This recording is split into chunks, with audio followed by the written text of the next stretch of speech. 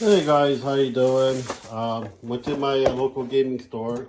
They were selling Dark Eldars and Eldars for cheap. Some of them were older than usual, but you know, too. Saw this for like 60 on Amazon, but they're selling for 50 bucks for the Eldar Wraith Guard. I'm gonna 3D print a lot of them. I also got one Harley Quinn. They have two of these. I just need one of it, and multiples. And we got some old school metal Eldars that I want to see. I got a whole bunch of them and different sets as well, but these are the Dark Eldar ones.